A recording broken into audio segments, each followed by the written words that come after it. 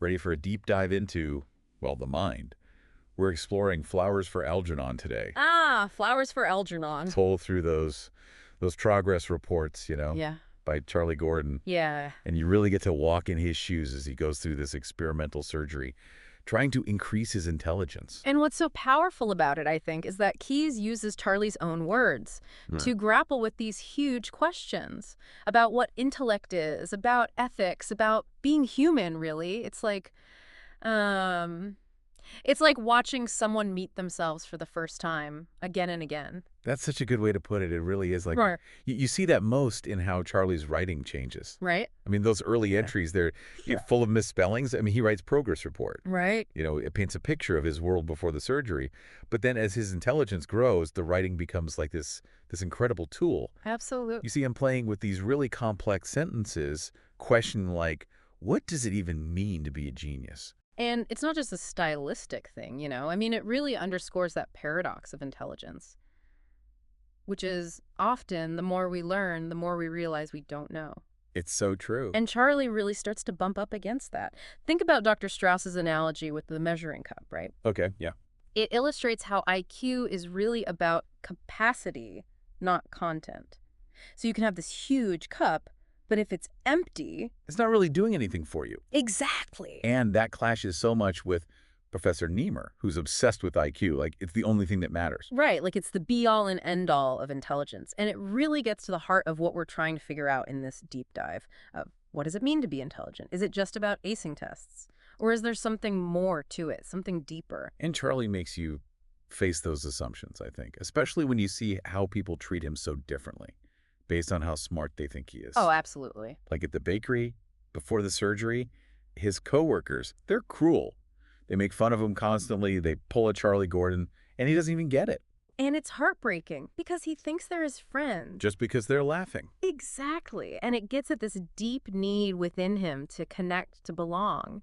And that need exists no matter how intelligent he is. It's like intelligence doesn't erase that very human need for connection. If anything, as he gets smarter, that yearning only grows stronger. Precisely. And you see it in how he interacts with Miss Kinnian, with Alice, with Faye. Each relationship is completely different, showing us how he deals with intimacy and connection at these different stages. You see his whole perception of those relationships change, how he sees himself in them. It makes you wonder, can you really connect with someone when you're always aware of this gap, this difference in how you each experience things? It's a great question, and it makes you think about this other dimension of the novel, memory. As Charlie's intelligence increases, so does his ability to recall his past, often through these really vivid dreams, these flashbacks. And the most powerful ones are centered around his family. The Valentine's Day locket, his relationship with his sister Norma, his mother's, complicated feelings towards him. It's like unlocking his intelligence also unlocks these hidden parts of himself, Right. forcing him to deal with these formative experiences he's buried for years. And it makes you wonder, is there a connection between getting smarter and having those memories come back? Like, are there parts of us we can only access once we reach a certain intellectual level? That's a tough one. There aren't any easy answers. But it shows this fascinating connection between, our cognitive abilities and how we process what happens to us. It's like his past is the missing piece of this puzzle.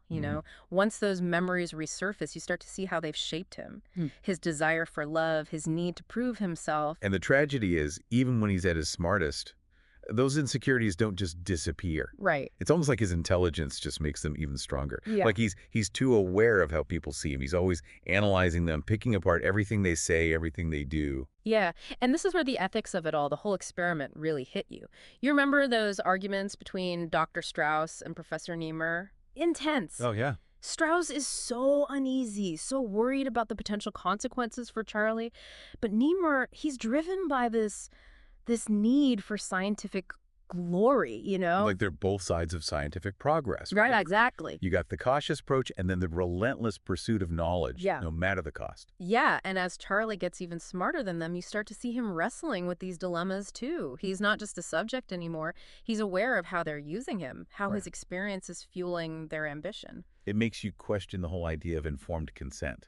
Yeah. Did Charlie even with his enhanced intelligence, did he really understand what he was getting into, the emotional toll it would take?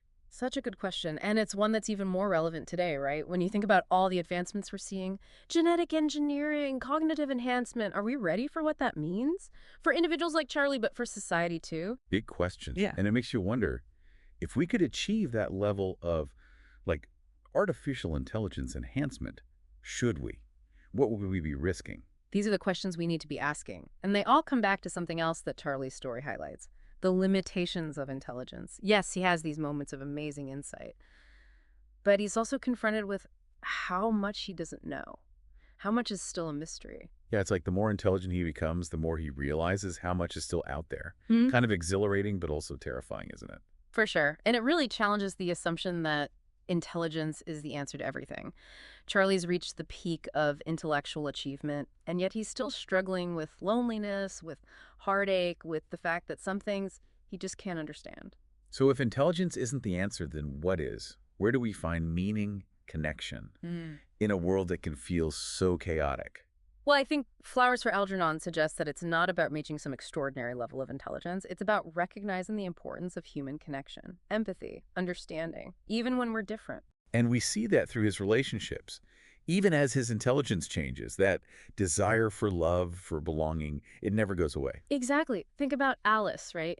She sees past all the fluctuations in his intelligence. She sees the good in him, that essential Charliness that's always there no matter his IQ. It's such a great example of how real connection can go beyond those intellectual boundaries. And it leads into another powerful theme, I think, especially as Charlie starts to regress. You start to see the old Charlie coming back. Right. The Charlie who was so kind, so compassionate, even when he didn't fully understand the world around him. It's tough to read, but it makes you think, is there a core to who we are that exists outside of our intellect? What really defines us then? It really makes you think, what makes us us? It's a question that stays with you. As his intelligence fades, it's not just knowledge he loses, it's pieces of himself, those sparks of brilliance that kind of defined him. And yet there's this, I don't know, almost a beauty to it, to his regression. As he loses that intellectual capacity, he also loses some of the awareness of what he's losing. Right. There's a peace in that kind of simplicity that he didn't have even at his smartest. It makes you wonder, though, was ignorance really bliss for him? Right. Or is that just how we're reading it?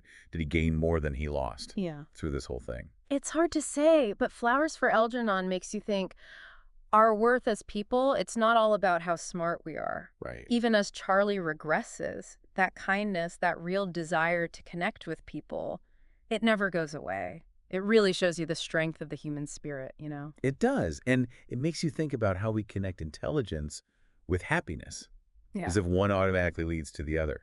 But Charlie's story, it turns that whole idea upside down. Absolutely. He reaches these incredible intellectual heights, and yet he's still struggling. He's haunted by his past. He can't escape what's happening to him. It reminds you that intelligence, it's not a cure-all. It doesn't fix everything. In fact, it can make our problems seem even bigger sometimes, make us more aware of how much we don't know, the limits of just existing. It's like ignorance is bliss. But in the context of Charlie's story, it takes on this whole new meaning. Yeah, for sure. And it challenges us to rethink our own definitions of success. What really matters in the end? Is it intelligence, recognition, or is it something simpler, more fundamental? Maybe it's about connection, love, leaving things a little better than you found them. Maybe those are the things that really matter, the legacy we leave behind, no matter how intelligent we are. Such a powerful message. It's what makes Flowers for Algernon such a classic, I think. It sticks with you. It makes you think about intelligence and ethics and what it means to be human. And it reminds us that true progress, it's not just about, pushing the boundaries of what we know. It's about being compassionate, empathetic, understanding ourselves and the world around us better. So well said. And on that note, as you dive into Flowers for Algernon, keep Charlie in mind. Let his story remind you to look deeper, to see the value in every single person, and to celebrate those things that connect us, no matter the differences between us. Because those connections, those moments of shared humanity, those are maybe the most intelligent and lasting parts of being alive. Couldn't agree more. And that, deep divers, brings our exploration of Flowers for Algernon to a close. We hope this has sparked some curiosity and maybe even given you some new ways to think about this incredible, thought-provoking story. Until next time, keep exploring, keep asking questions, and keep diving deep.